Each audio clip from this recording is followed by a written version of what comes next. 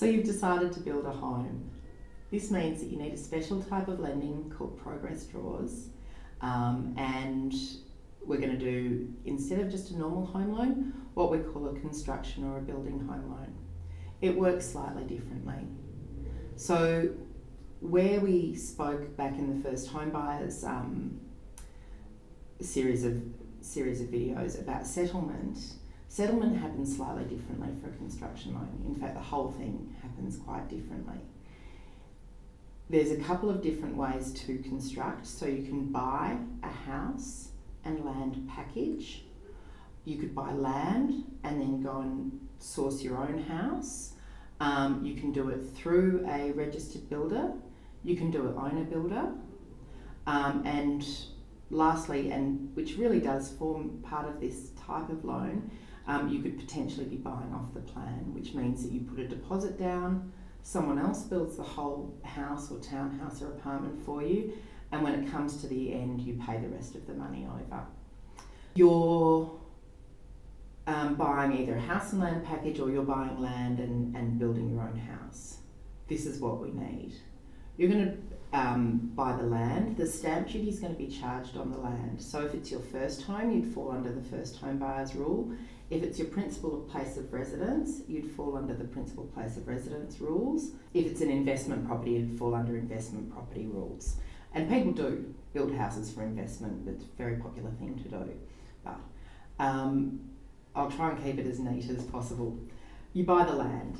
In our example, you'll be buying the land for $250,000 and you'll be building for $250,000, because I like that $500,000 sort of limit. If it's not your first home, you'll be paying stamp duty on top of that.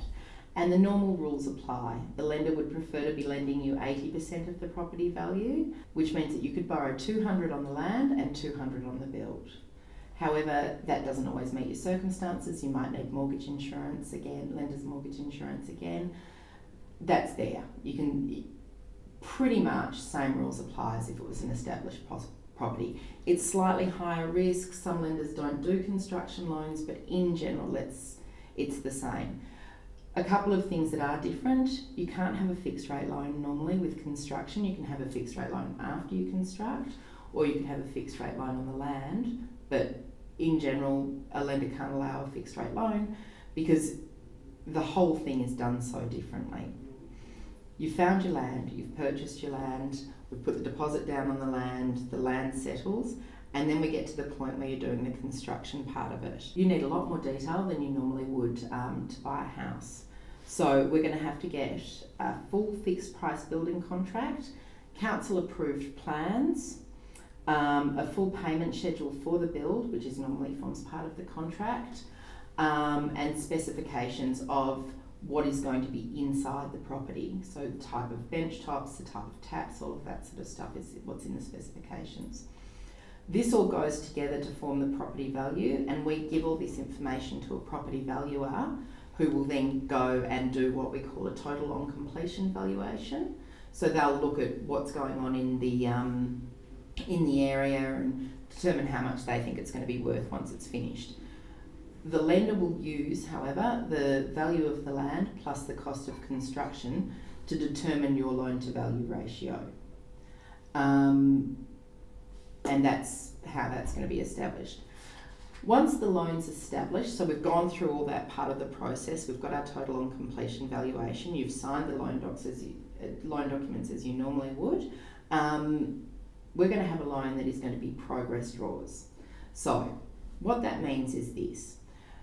There's normally 6 stages, including the deposit, to a construction. So we do deposit, base or the slab, the frame, lock-up, fixing and completion. There are so many variations to that depending on the property and the type of build and how much it's costing and whether it's a luxury property or a house and land package. But let's just use that as our general rule of thumb.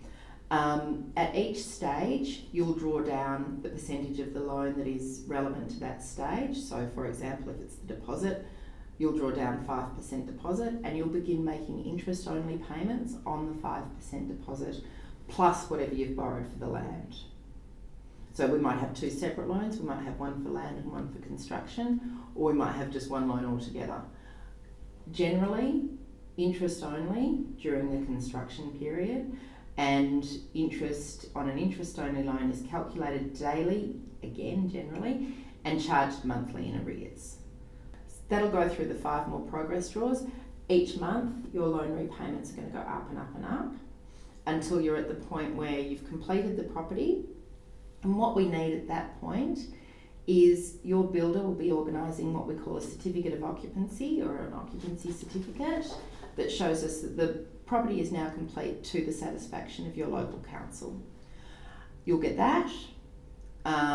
You'll get what we call a handover date, and everything will help you coordinate everything so that it all comes together, so that on the day that you're meant to move in, you can move in. Just very briefly as well, this is how progress draws work. So at each stage, you're going to draw down a certain amount of your loan on a progressive basis. Deposits normally 5%, and then each stage after that is given a certain percentage of the overall cost of the build. At each stage, you draw that down, normally by either a form or you sign the receipt, the invoice for the builder. We'll handle those progress draws for you. So we'll go to the lender. Sometimes they'll ask for a property inspection, sometimes they won't, but just in general, things keep moving reasonably quickly. We like to be in touch with the builder so that we can help assist making sure that everyone's communicating and that the lenders haven't forgotten that we're sitting there waiting in the queue for a progress draw. When that money's drawn, you'll begin to be charged interest on it. And I think I said before, interest is calculated daily and charged monthly in arrears. This is how that works. So of our $250,000 loan, property, you've drawn down $150,000. That's getting charged interest at, let's call it 4.5%, so 4.5%, and there's and that's calculated daily and charged monthly in arrears. If you so the way to do a rough calculation of what you're going to owe, 150 times 4.5% divided by 365 for the days in the year, and then times by the remaining days in the month until your repayment. So let's pretend it's a 31-day month and you've got 31 days left to go, times it by 31, and that's how you determine what your repayment's going to be, roughly. Because it's always roughly, because there's always something. But yeah, that should help you determine how much you're going to pay at each stage. You can always ring us. We're always here to help.